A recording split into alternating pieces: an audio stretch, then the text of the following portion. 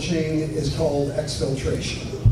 And for the gentleman over here and here that's actually recording this, I mean, if you want to record me, that's fine. The slides will be available afterwards, so you can download them. And I make sure that you guys have access to all of them. Van a tener acceso a la presentación. Yeah, I'd rather people pay, get something out of it than worry about it. So it's up to y'all. Y esto es el proceso tradicional de lo que hace el atacante.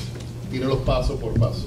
Primero empieza a analizar lo que es el ambiente, luego detectar lo que es la vulnerabilidad que va a atacar, lo convierte en un arma. Lo que es weaponize lo está convirtiendo en un arma para poder hacer el daño. Pero es el proceso tradicional de lo que usan los atacantes. Okay, so I hate slides. I absolutely hate slides. So I'm going to go through pretty much the slide deck, and then we're going to get into the actual live examples. So the first thing we're going to be discussing today is mouse jacking, or click jacking. Anybody here ever seen one of these before? Standard Logitech wireless mouse, right? Is there anybody in this room outside of me that knows that that little dongle that you plug into your computer is actually vulnerable? Lo que está comentando, bien simple, todos conocemos lo que es un mouse. Esto es un mouse, un wireless mouse, que para conectarlo a la computadora se le pone un dongle, como se le dice, y entonces se conecta. Ese dongle que están instalando en el USB, ustedes saben que era vulnerable. The dongle will actually transmit and receive in both secure and insecure modes. Le voy a enseñar acá. Right? And it's not very difficult. This right here, as you can see, this is actually called a Crazy Radio PA. This is actually a build-it-yourself drone quadcopter controller that I have flashed the chip, and it now listens for the frequency of those Logitech mice. So what I'm going to do here very shortly is I'm going to gain access to a computer through the mouse. Este aparato que él tiene acá está programado y escucha de lo que es las frecuencias de lo que es la conexión del mouse. Bien, y le va a enseñar ahora lo que es un ejemplo que a través de este aparato como él puede tomar control y entrar a su máquina para hacerle daño. Okay. A través de todo lo que hace falta y todo, muchos de nosotros tenemos esto y dejamos el dongle, siempre está conectado a la máquina a nosotros. Ese dongle se le está capturando, con este aparato se le puede capturar lo que es la información, la frecuencia, y luego a través de eso él va a entrar y hacerle daño dentro de lo que es su máquina. Okay, here's some information on the actual attack itself. We will come back to this later. Once we get through the mouse jack, we're actually going to be taking a look at envy and responder. These are two scripts that will actually allow somebody to take advantage of a mistyped UNC or SMB path. Has anybody in here ever mistyped a UNC path or to try and connect to a share? Okay, everybody that says no, you're all lying, we've all done it. El UNC está mapeando, básicamente la ruta UNS. Entonces cuando quieres mapear le pones lo que es diagonal, tu nombre y el nombre de la carpeta. Bien, esto es un ataque que basado en lo que es si lo hicieron mal, porque como muchas veces la ruta es complicada, ¿no, verdad? Muchas veces la información está incorrecta. Este aparato, esta vulnerabilidad que llega a este tipo de ataque se va a aprovechar de eso para tomar acción y convertirlo en un ataque, que lo acabé. Entonces es a la ruta que están teclando, que la están poniendo incorrecta, este ataque toma ventaja de eso para aprovechar y hacerle un ataque a la máquina. Then we're going to actually do a physical attack with a tool called the Bash Bunny. This is actually a product that you can purchase from Hack5. I'm actually, in less than 10 seconds, going to be able to pull an LSAS mini dump off of a computer and save that back to my device. Con este dispositivo, que lo pueden comprar, es un USB, como pueden ver, lo pueden comprar en la tienda de los hackers, que mencionó una, que te pueden comprar. Básicamente se va a robar lo que es, hace un dump de lo que es el LSAS, que es la base de datos local donde se guardan las contraseñas en la memoria en los sistemas de Windows. Entonces con esto le hace un dump y se va a robar todos los hashes de las contraseñas de los sistemas. Okay, so unless anybody has some initial questions on what you're going to see, we're going to go ahead and we're going to actually start doing these attacks. Bien. ¿Alguna pregunta hasta ahora? ¿O estamos bien? Okay, last thing. I'm very interactive, and like I said, I am giving away stuff for anybody that can come up with the best security questions. If you think that what I'm doing is smoke and mirrors, if you think I'm trying to trick you, I want you to challenge me. Just sound it out. George will be here to tell me what you're saying. And, you know, the best two people that can come up with this are going to walk away with a DigiSpark. So, all right, George, you get to be my interpreter from this point because I need both hands. Go ahead, do your thing.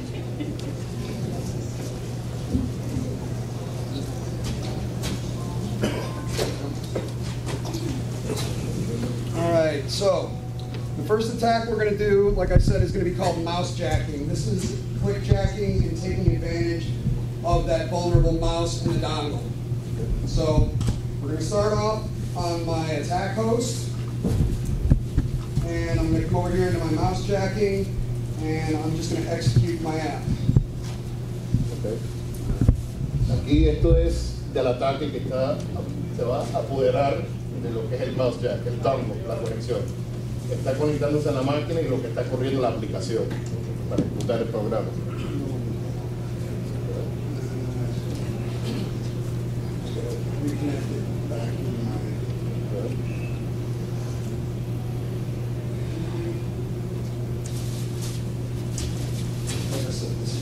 This is the real world.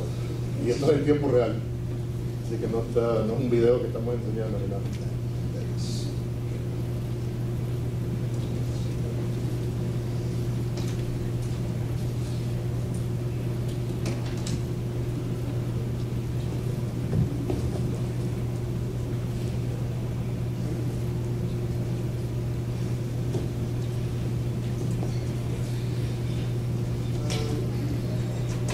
Demos do fail. I think I mentioned that. Tengan paciencia, porque en el mundo real pasan este tipo de cosas. Alright, so. Pero se lo vamos a enseñar. My viewer crashed. Aquí está. Actually, I lost my network.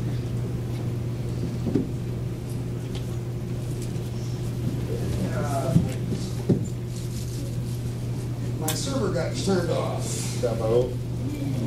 Se lo apagó alguien. ¿Quién fue? Están atacando a nosotros. You want to keep the hacker out, turn off the server. La única forma de apagar todo para que no tenga entrada. Un momento, por favor. And that's about the extent of my Spanish as well. That's always. I greatly apologize for this. No worries. But trust me, you're going to enjoy it nonetheless. This is why I had all this stuff set up beforehand. Yeah. All right. Back online? We're coming back online now. Okay.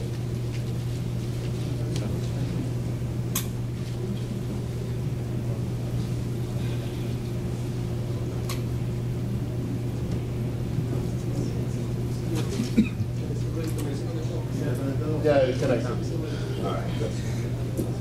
Usually it connects a lot faster than that. So here we go. Okay. Got time here.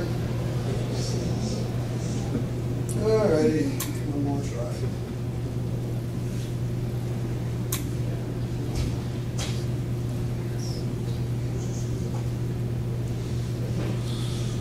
Give a second for the server to come back up.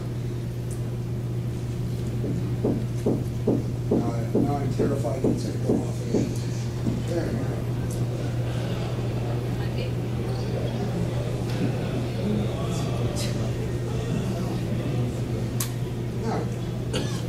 Ahora sí.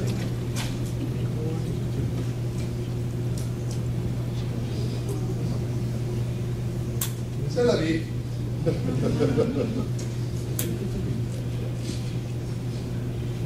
But while I'm spinning these back up, if anybody would like to discuss these further after the presentation, I will be over at the CyberArk booth, and I'd be happy to go over any of these things with you. Después de la presentación, si quieren ver algo más en detalle, cualquier pregunta, duda que tengan, vamos a estar en el puesto de nosotros allá de CyberArk, y con mucho gusto pueden pasar por ahí y lo vamos a hablar más en detalle. Thankfully, the machines I need most, they come up automatic. So while the rest of these come back online, we're going to go ahead and we're going to keep soldering on. So 2 seconds and we'll relaunch these and we're going to start having some fun. Yes, I know it's not authenticated, so I'm going to shut you off. So, all right, one more time. Let's go ahead and bring these back up. We're going to basically show how Mike has not been following his security rules, and Mike is a very vulnerable guy. For starters, I just need these two.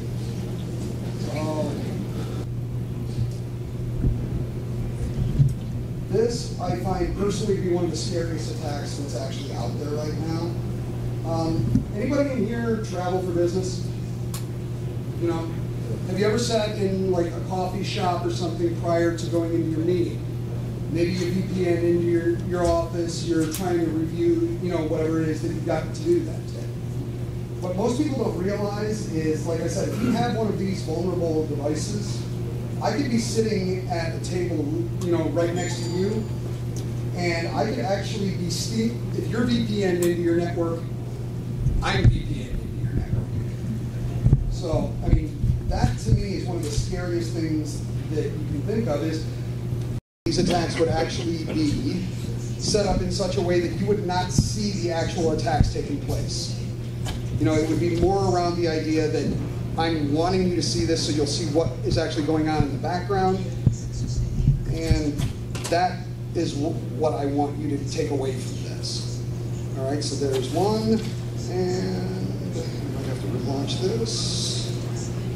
There we go, and finally, let me just connect my antenna back, and use this. Okay. Comentario que le estaba comentando que muchos de ustedes, como conocen, antes de ir a los que viajan por trabajo, van y se sientan en un Starbucks, en un lugar de café, se ponen a trabajar, se conectan al VPN, que están en su dominio trabajando.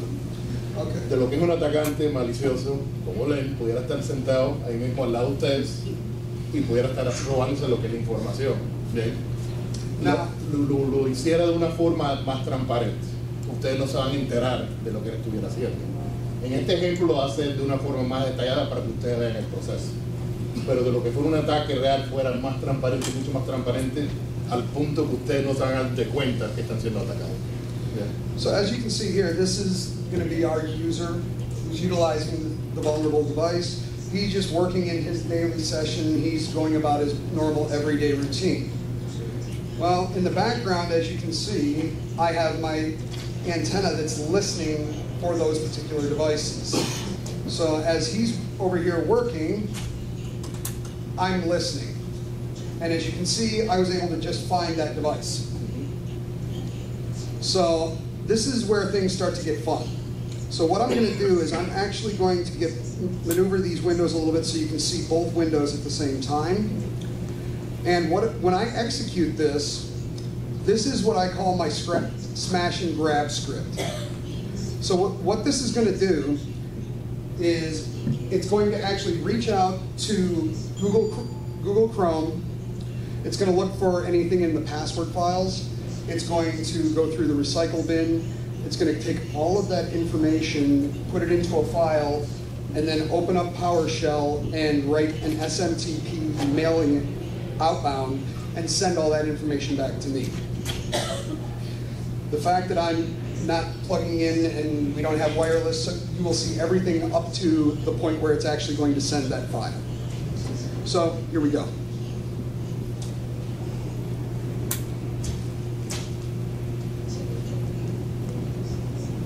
And there it goes. And at this point, normally all of the stuff that you're seeing right here, this would all be running in Windows and extremely obfuscated. Lo que está haciendo, como vieron, el usuario está usando, trabajando en su mouse. Con lo que es esta antena, con este dispositivo, él capturó lo que fue ese módulo de ese mouse. Cuando capturó el módulo del mouse, se le está dando lo que es la entrada de ese sistema. Lo que está haciendo ahora, corriendo lo que es un script, que ese script está buscando de lo que son las contraseñas que tienen los navegadores. Está buscando lo que son las contraseñas que tienen el sistema. Está buscando lo que es el recycle bin por información.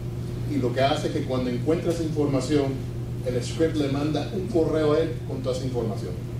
And just like that, I was able to take all of that information and send it back to myself. Y le mandó, ahí ven que le mandó toda la información, se la mandó a él a través de SMTP. Aquí lo están viendo porque quiere que usted lo vea de una forma detallada. En un ataque real esto fuera totalmente transparente, no estuvieran viendo todo este resultado. Bien. Y pueden ver que en segundos o en minutos, a través de lo que es este mouse, el dispositivo del mouse, ganó entrada a su sistema y le está robando toda la información. So, through that last attack, I was able to get some files. But the truth is, that's not really the end game. The end game is I want privilege, I want persistence. I want to be able to come back and take advantage of your environment over the long term. So, the other option that I can do is use that same ingress point, and I can use that as a way to open a Metasploit reverse TCP shell to that host. So in order to do this, I just have to get in here and add the correct listener address. So in this case, I just need to change this part of the file right here. And we're going to go ahead and we're going to run that same attack again, except instead of using the collection payload, I'm actually going to use a reverse shell payload. So that's in. Now we can go ahead and we can launch it again. So as you can see here, I have my listener waiting for a connection. So what I'm going to do is I'm going to launch the mousejack reverse shell script. Again, it's going to go out and start listening for those frequencies. And you can see over on the corner here, I'm just moving my mouse and you can see I was already able to catch it. So from here, when we launch this time, it's going to be a little bit different. There's really not much to see over on this side. And let's execute. Lo que está haciendo ahora, un ataque en reversa. El primer script que estaba ejecutando era para sacar la información. Ahora que tiene esa información, ahora está inyectando lo que es esa información para tomar control de lo que es un shell script en el sistema como un administrador.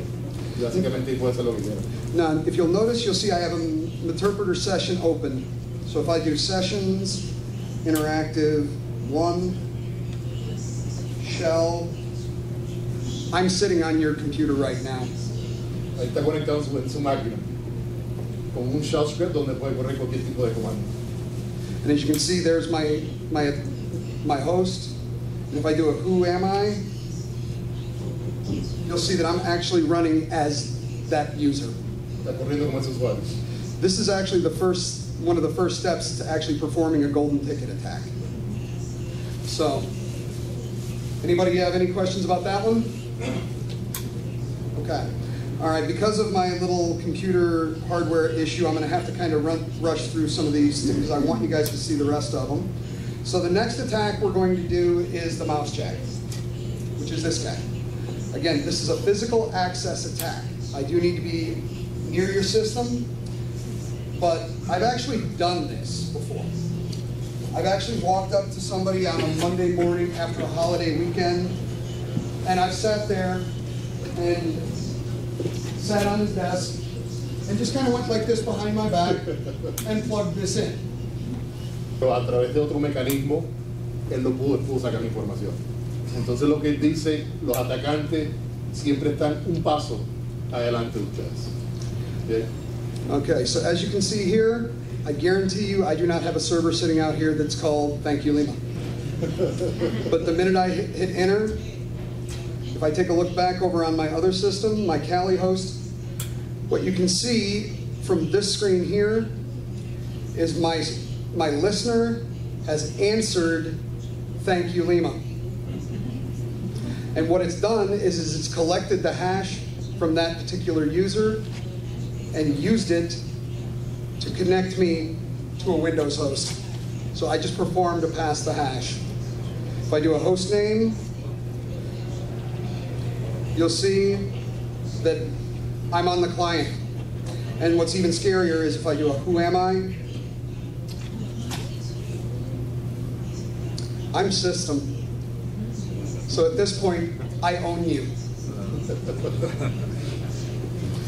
So I have one last attack, and this one is going to go pretty fast as well, and then we'll get into a little bit of mitigation and any questions that you might have before the lovely sponsors of this event throw me off the stage.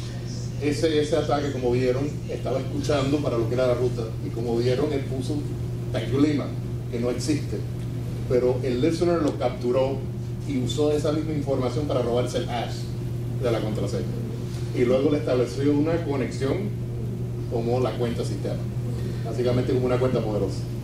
Entonces, a través de eso, simplemente a través de eso, ya tiene control de su sistema. Here, all right, last question. I'm really not into big participation. Is there anyone here that has implemented secure RDP? Sorry. Let me get him the mic.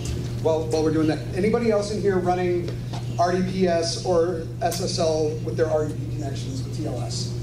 RDP, lo que está preguntando es, aquí todos usamos RDP para conectarnos. ¿Hay alguno que haya implementado lo que es RDP seguro o RDP sobre SSL? You've done it? You've done it? Okay. I have been doing these presentations all over the globe. I've been basically on tour for the last 5 months. You are the 6th person total that has ever done it. So hats off to you. To implement that, you got to use the gateway. You have to use SSL. Yes. Yeah. But the truth is, without it, bad stuff can happen. Let's address this gentleman. Hola, ¿qué tal? Mi nombre es Manuel. Todo lo que estamos viendo es generalmente sobre temas de metaexplotación, ¿no? O sea, basados, realmente veo que estás utilizando mucho la herramienta de Kali Linux y necesariamente para poder tomar posesión de cualquier usuario o hurtar información, es recomendable bastante utilizar esta herramienta en el tema de metaexplotación.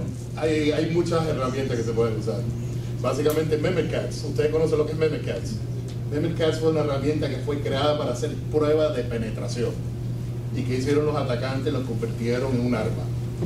Bien, en vez de usarlo para pruebas de penetración, lo convirtieron en un arma. Hay mucho, él está usando esta, pero hay muchas diferentes herramientas que se pudieran usar. No es que está limitado a estas otras para hacer los tipos de ataques. Okay. The reason I asked, the very last attack we're going to show you, I'm about to rip RDP creds off the wire in clear text in real time. Lo que va a hacer acá, se va a robar las credenciales de una sesión de RDP en texto claro y en tiempo real. Entonces todos nosotros que nos estamos conectando a través de RDP a un servidor, aquí se va a robar lo que son las credenciales de esa sesión. Okay, so as you can see in 1 second, let me just get through this, and then after this it's all question and answer from this point on, I promise.